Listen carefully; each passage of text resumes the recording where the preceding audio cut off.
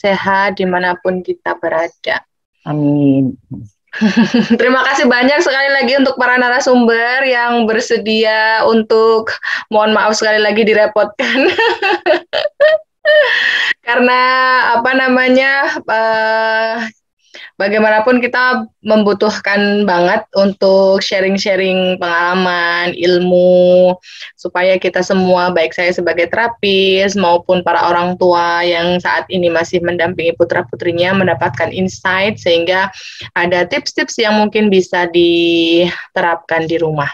Nah, hari ini cukup berbeda karena obrolannya bersama 5 mama. Jadi ada Ibu Santi, terima kasih banyak Ibu Santi, semoga sehat selalu. Amin, terima kasih. Kemudian ada Mama Javier ya, Ibu Nur Fajri. Saya manggilnya apa ya, Bun? Nur, cukup Nur saja. Baik. Lalu ada Mama Adam juga. Mama Adam ini Bu Kartika, apakah sudah hadir Mama Adam? Tadi ada terlihat. Masih ke toilet, Bunda. Oke, terima kasih Ayah Adam. Mama Adam ini juga spesial banget, semoga sehat-sehat juga deh bayinya. Ini sudah hamil besar sambil menunggu waktu lahiran, semoga sehat-sehat Mama Adam dan deh bayinya, Adam juga sama Rara. Amin. Kita tunggu, terima kasih Pak. Lalu ada Mama Atar, sepertinya Mama Atar belum hadir. Kita sambil menunggu sama Mama Aziza. Baik, untuk mama-mama semua yang sudah hadir, Bapak Ibu semua yang sudah hadir, mungkin sambil menunggu narasumber yang belum join, ini kami perkenalkan dulu untuk masing-masing narasumbernya kali ini. Jadi ada Ibu Santi, Dr. Sri Susanti Cahyadini MPD. Beliau berprofesi sebagai dosen sekaligus founder Sekolah Baruku, nggih Bu Santi. Iya, Bu Eli. Nanda Umar sekarang SMA kelas berapa nggih Bu? Umar kelas 11 sekarang. Kelas 11, SMA, wow luar ya. Biasa. Mohon doanya. Pasti insya Allah doa terbaik untuk Umar. Amin. Nah, yang kedua ada Mama Javier. Mama Javier ini Ibu Dr. Nur Fajri Asyik ya Bu bacanya. Asyik. Ya. Oke, SE MSI AK CA. Beliau juga merupakan dosen nggih Bu di Stesia kah? Nggih, Stesia. Yap. Dengan Ananda yang sekarang kelas 9 SMP nggih Bu? 9, nggih. 9 SMP. Semoga lancar-lancar semua Javier dengan segala kegiatannya. Amin. Nah, ada juga Mama Adam. Beliau adalah Kartika Desi Ekawati, salah satu pegawai BUMN juga, yang tadi sempat kita sapa. Kemudian ada Mama Atar. Mama Atar ini Ibu Amaria Dilasari ST MSc, merupakan dosen teknik industri UII. Nah, oke. Sambil mengadmit ini ya Bapak Ibu ya. Nah, beliau sepertinya juga belum hadir, enggak apa-apa, kami bacakan saja. Jadi, selain menjadi dosen di UII, beliau juga merupakan Kepala Laboratorium Desain Sistem Kerja dan Ergonomi, lalu Direktur Inkubasi Bisnis dan Inovasi bersama UII, kemudian Sekretaris Program Studi Teknik Industri Universitas Islam Indonesia, serta IBISMA Board of Expert. Kemudian yang terakhir, narasumber kita yang terakhir adalah Mama Aziza. Nah, Mama Aziza ini adalah Ibu Ilian, mungkin Bapak Ibu semua ada yang mengenal. Ibu Ilian Deta Artasari SHMPPM, merupakan advokat atau pengacara yang kini bernaung di Islau.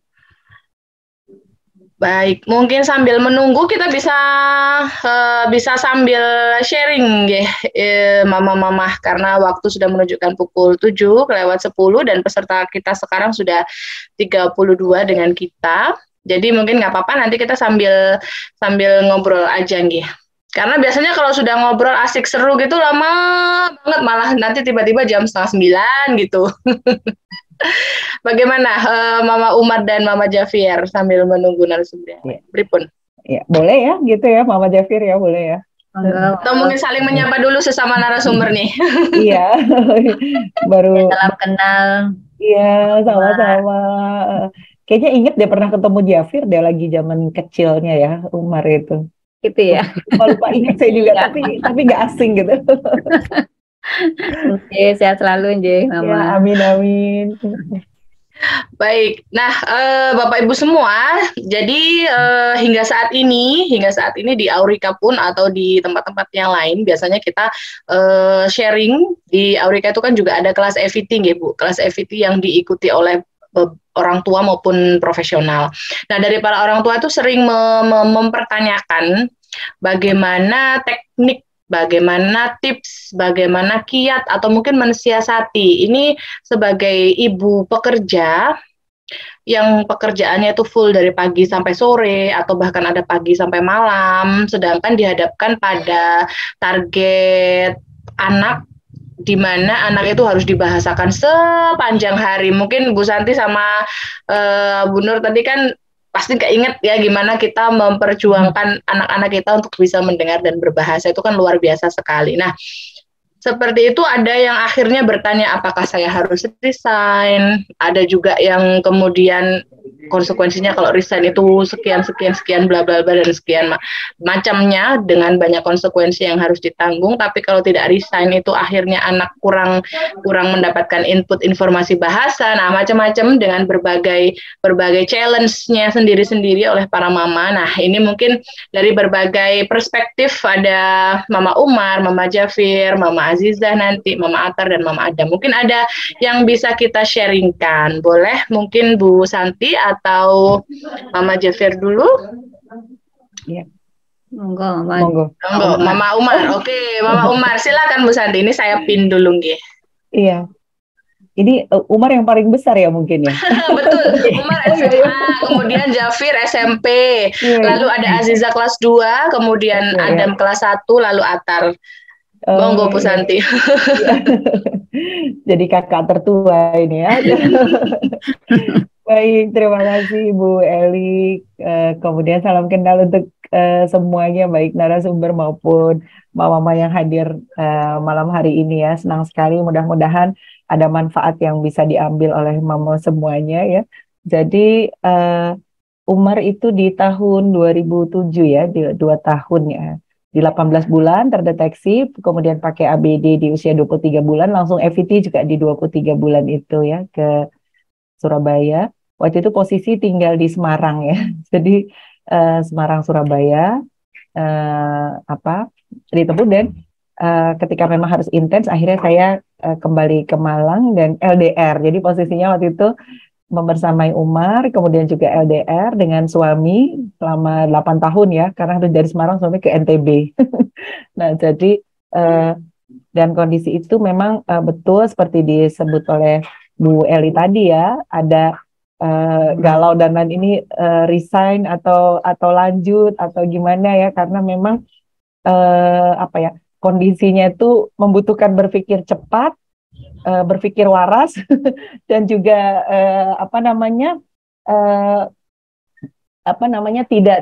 tidak lama di dalam posisi down-nya gitu ya. Jadi memang ini butuh support system yang luar biasa. Jadi betul sekali seperti disebut Bu Eli tadi ya. Nah, akhirnya pertama yang saya lakukan waktu itu cuti.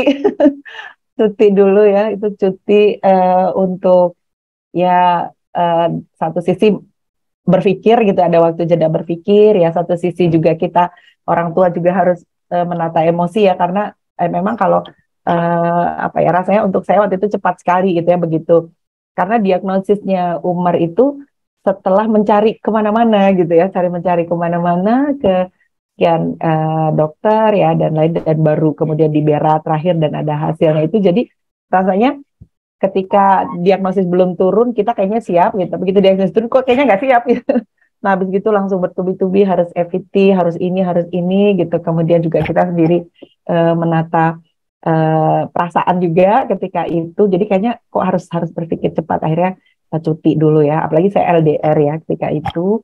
Nah, disitulah ya pada saat jeda itulah pelan-pelan gitu ya, pelan-pelan menata macam-macam gitu ya, menata. Kalau saya sebutnya sekarang, saya sebutnya menata support system ya. Kalau dulu kayaknya nggak kesebut itu ya, pokoknya apa sih yang ketika dapat dari Aurika ya, misalnya ini nanti begini, wah ini harus ditata ya, di samping menata perasaan sendiri. Jadi di saat cuti itulah pertama kali itu Bu Eli yang waktu berpikir lah untuk ke depannya itu seperti apa. Nah, jadi cuti itu juga belum memutuskan apakah kalau misalnya di saat cuti itu saya kemudian lebih memutuskan udah deh aku resign, ya saya resign. Tapi kalau begitu di saat cuti udah sudah rasanya bisa terkondisi, ya udah sambil bekerja juga gitu. Nah itu jadi awal berpikirnya di jeda cuti itu, Bu Eli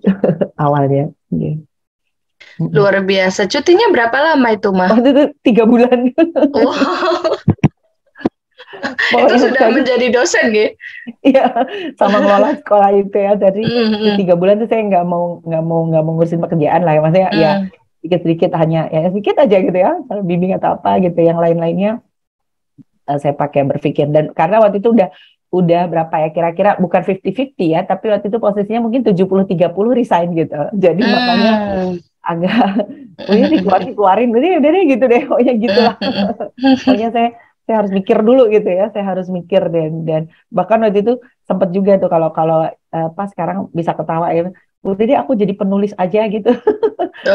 Penulisan saya jadi penulis aja deh gitu. Jadi ya tapi alhamdulillah ya di saat jeda itu, di saat itu banyak ya, misalnya sharing, tanya-tanya ke orang tua, begitu juga sambil membuat support system itu yang saya sebut support system itu. Kalau nanti saya lanjut pekerjaan tidak jadi sen, terus gimana nih Umar, sebenarnya ada target-target juga ya, dan Umar juga profon ya 100 dan 80 desibel kiri kanan itu.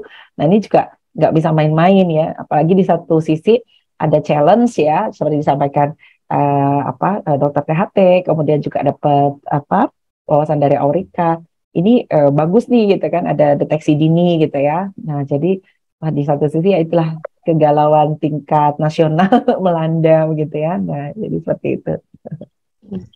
Oke, dari 3 bulan itu menyiapkan support system sambil memikirkan segala konsekuensi atas semua pilihan yang ada gitu, Bu. Betul. Ya, kemudian dari 70% yang awalnya kepengen resign, lalu akhirnya memutuskan untuk tidak resign. Nah, itu gimana itu, Bu? Lanjut itu ya. Iya. Nah, jadi di awal kan wah saya harus karena tinggal juga berjauhan kan ya dengan suami gitu ya. Berarti siapa nih yang bisa kita libatkan ya, orang-orang yang ada di rumah ya. Waktu itu kan ada ada satu yang bantu di rumah itu, kemudian itu juga harus tahu gitu ya, termasuk program-program untuk Umar. Jadi kalau FET dia ikut gitu ya, kalau saya ikut pelatihan apa dia juga ikut gitu ya. Dan bahkan pokoknya dia juga harus pinter ya. Kemudian ada sibling ya, kakak-kakak ya, kebetulan kan ada 3 kakaknya Umar, jaraknya 2 tahun, 8 tahun sama 9 tahun dengan Umar. Jadi support system juga nih siblingnya begitu ya. Nah kemudian juga hal-hal lain ya, termasuk tadi ya, bahkan saya bikin ini ya, mungkin kayak LKS gitu ya. Jadi kalau saya tinggal misalnya ini yang harus dilatihkan, terus kata ini yang harus dilatihkan, itu saya buat ini nanti disampaikan ke yang di rumah ya. Ada yang di rumah waktu itu kakaknya 3 sama 1 gitu ya, 1 mbak yang di rumah itu juga saya ajarin gitu ya. Ini untuk Umar, kakak-kakak juga pembiasaannya ini seperti itu ya. Bahkan juga banyak tempelan-tempelan ya di rumah itu terkait dengan waktu itu masih di Sixling Sound ya areanya ya. Jadi misalnya kita membiasakan kalau makan bilangnya maem gitu ya. Jadi makan sebenarnya maem, jangan ada yang bilang makan gitu ya. Terus kemudian susu, Umar biasanya keluarnya uu gitu ya. Itu ada. Jadi penuh tempelan ya di rumah itu. Jadi kalau teman-teman saya datang tuh bilangnya rumah sinetron gitu ya. karena dialognya harus manut sama itu, sama teks yang ditempel-tempel itu. Jadi semua saya situasikan seperti itu. Jadi ini ya istilah-istilah agar Umar juga aware bunyi, kemudian juga dia bisa berespon. Jadi apapun yang didapat Umar ketika FET itu jadi tadi ditempel di rumah itu. Jadi kalau orang mau ngobrol misalnya, mau ngasih lihat kucing, oh ya nggak kucing, ini push, dia push gitu ya. Nah itu itu juga ada gitu. Jadi makanya terkena kalau teman-teman ini rumah sinetron, ini banyak dialognya harus ditata gitu. Jadi ya nggak apa-apa lah jadi rumah sinetron, tapi semua disituasikan gitu ya, untuk Umar ya ketika itu. Dan ada list-list yang harus disampaikan ya, ini nanti ini yang dipelajari apa di FET diulang gitu ya, itu juga menjadi target. Jadi mbaknya ini juga pegang kayak worksheet. Jadi pegang ini, dan alhamdulillah sih mau gitu ya ikut semangat juga. Dan ini juga sudah mbak yang kesekian gitu, karena awal-awalnya ya nggak mau, bahkan ada yang ngira misalnya ini nular nggak sih gitu ya, jangan saya nular juga nanti nggak bisa ngomong, waduh udah jadi. Nah jadi intinya sih saya menciptakan ya, artinya lingkungan positif tuh kita ciptakan. Jadi begitu, karena dulu juga persentase bapernya kan masih tinggi ya. Jadi kalau ada orang yang menurut saya bikin saya nggak positif, ya udah quit aja ya. Masuk juga pernah coba gitu juga ya, ada terapi gitu kan ya, pernah terapi. Terus ketika lihat Umar gitu ya, lihat Umar gini, wah ibu anaknya cakep ya bu katanya gitu. Nanti jadi artis aja bu katanya. Wah udah GR aja saya ya, karena sekarang bu anak yang normal aja susah tuh bu nanti cari kerjaannya, apalagi anak ibu yang cacat katanya. Wah ya udah salaman aja. Ini sesi pertama dan terakhir kita ya. Jadi saya saya nggak mau gitu ada situasi di mana saya butuh dukungan positif, terus ada hal-hal yang bikin saya jadi kembali ke baper lagi gitu ya, kembali ke sudah acceptance, udah penerimaan, terus nanti harus naik lagi ke marah, naik lagi ke depresi. Waduh sayang gitu, kasihan Umarnya ya saya hindari gitu. Saya hindari, cari yang penerimaannya juga bagus gitu ya. Memang berjuang, nggak ketika kita mutusin ini terus besok ketemu, nggak juga gitu ya. Nah pokoknya saya intinya mencari support yang positif, karena posisi juga LDR gitu ya ketika itu.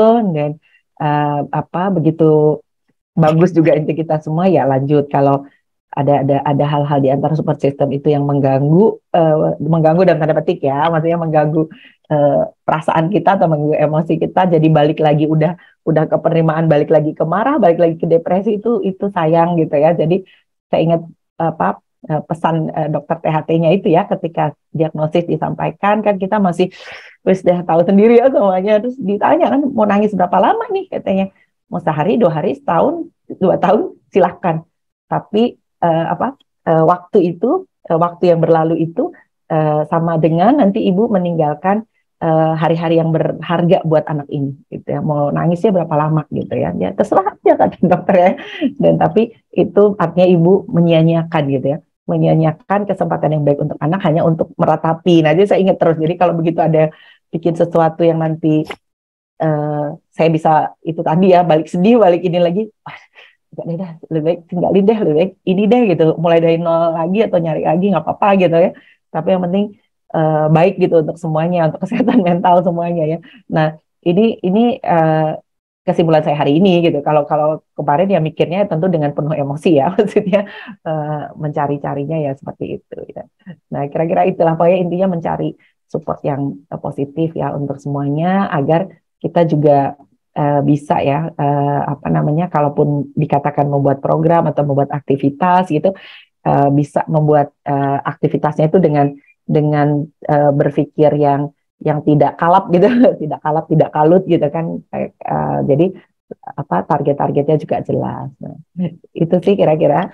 Masya Allah, terima kasih banyak Bu Santi sharingnya. Berarti kalau bisa disimpulkan cuti 3 bulan itu benar-benar matang banget keputusannya setelah mempertimbangkan berbagai hal gitu nggih.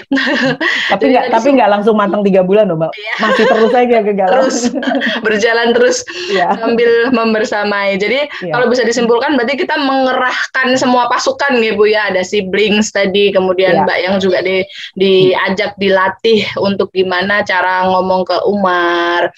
Kemudian ada teks-teks yang bisa membantu mengingatkan tempelan-tempelan tadi. Mengingatkan semua orang yang berkunjung ke rumah harus begitu. Betul. Harus sinetron. Untuk menggantikan peran Bu Santi ketika Bu Santi harus bekerja. Jadi intinya tetap 3.000 kata itu per jam jalan. Iya. Mengerahkan semua pasukan yang ada di rumah atau yang masuk ke rumah. Oke, siap.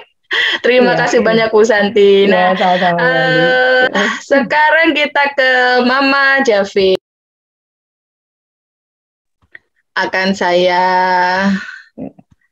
spotlight. Oke, nah, Mama Jafir, monggo. Bagaimana sharingnya, Ma? Baik. Sampai saat ini masih aktif nggak, Ma, sebagai dosen? Masih. Kalau Bu Santi tadi dosen mana, Nji? Saya ngajar di Kediri, di Institut Agama Islam. Iya. Di Kediri, Nji. Iya. Baik. Bisa menambah saudara. Betul. Ya.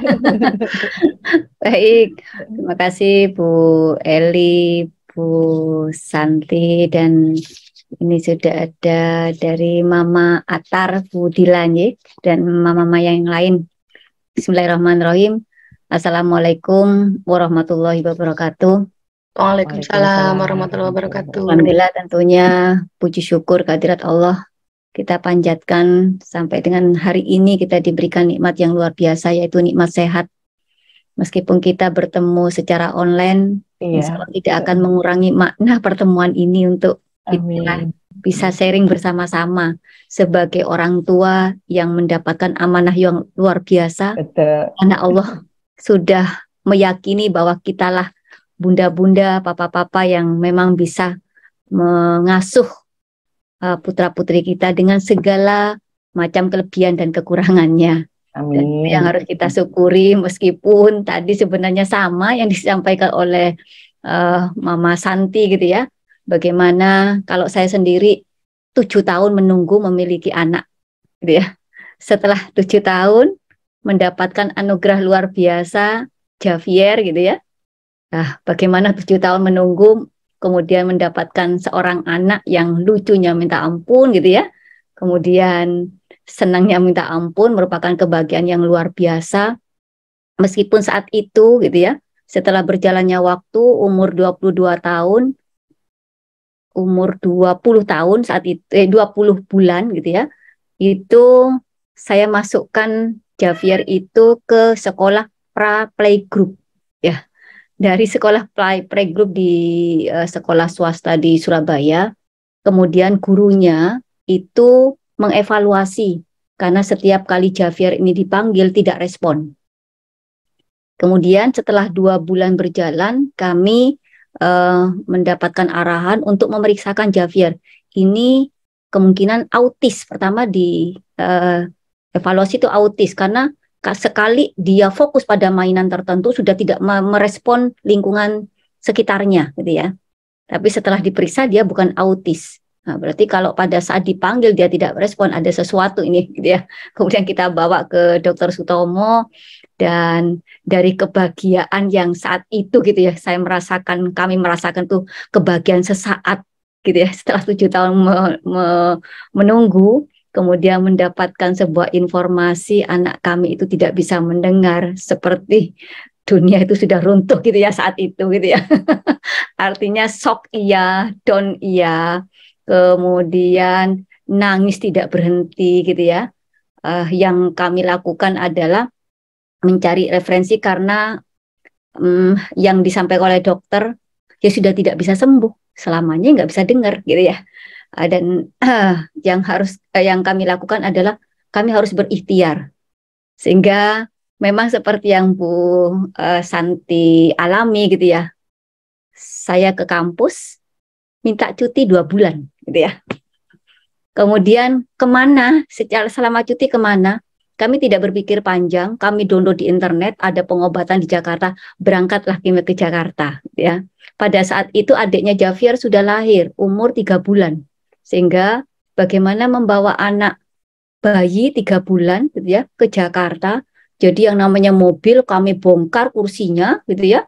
Kemudian kami kasih kasur di tengah gitu ya. Karena bagaimana kenyamanan membawa anak bayi.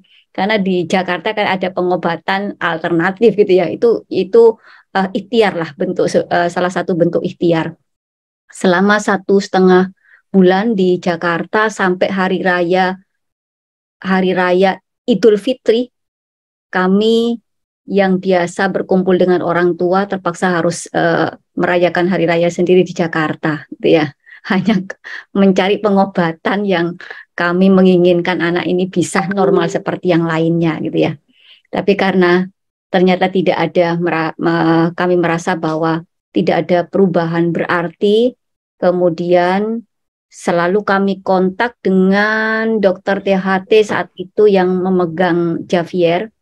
Ada statement yang beliau sampaikan yang kami juga terhenyak, gitu ya, bahwa yang disampaikan adalah waktu berjalan, gitu ya, waktu yang sudah berlalu tidak akan bisa kembali. Yang harus dilakukan saat ini adalah, gitu ya, akhirnya yang harus dilakukan saat ini adalah berpikir ke depan, mau dibawa kemana masa depan anak ibu, gitu ya. Nah itu yang akhirnya kami terhenyak, benar, gitu ya. Ini artinya 2 bulan kami ini mencari sesuatu yang secara pengobatan belum bisa terbuktikan gitu ya. Dan kami kehilangan waktu itu sampai kapan gitu ya. Akhirnya tidak berpikir panjang kami kembali ya. Kembali ke Surabaya, ketemulah dengan Bu Sinta gitu ya. Dengan Bu Sinta akhirnya dengan Pak Omo saat itu yang namanya kegundahan iya.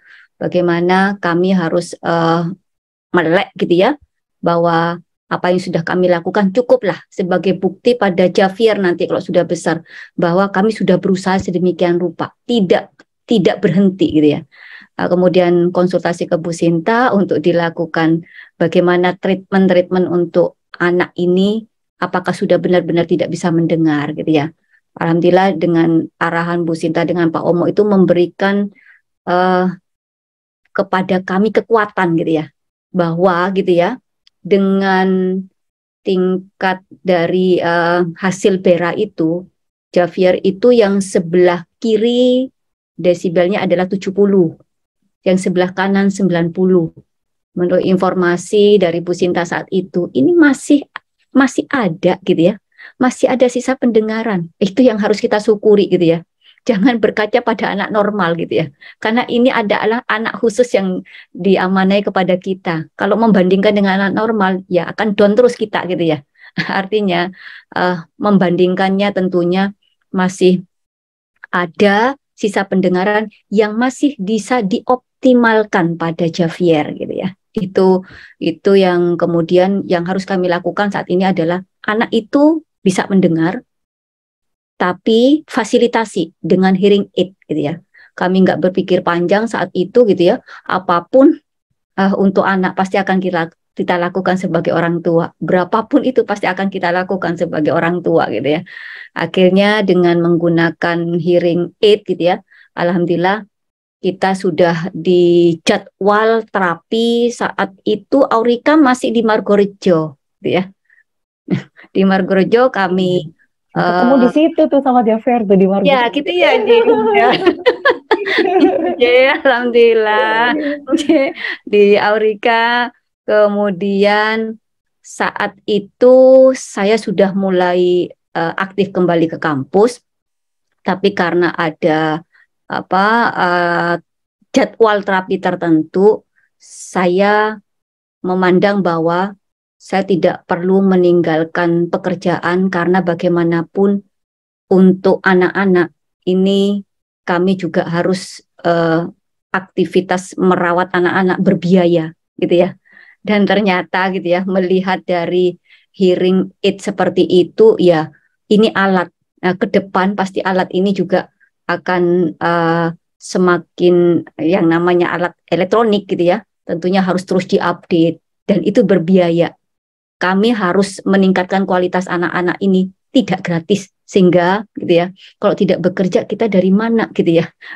Sehingga saat itu adalah karena kami diberikan fleksibilitas untuk jadwal terapi itu, saya boleh gitu ya datang ke kampus siang, sehingga fleksibilitas itu yang memantapkan saya untuk tidak resign dari kampus gitu ya. Dan kami juga melihat bahwa kalau mengajar kan sebagai dosen kan sama aja dengan guru gitu ya. Artinya seharusnya itu bisa dipraktekkan buat anak-anak kita sendiri gitu ya. Itu jadi kita juga sambil belajar terus mengasah ilmu dan nanti bisa untuk mengajari anak kita sendiri ya. Sehingga pada hari tertentu di saat kami harus datang untuk terapi, saya datang. Sempat dalam 1 bulan, Javier itu setiap kali terapi gitu ya, tidak mau mengeluarkan suara, sempat down gitu ya.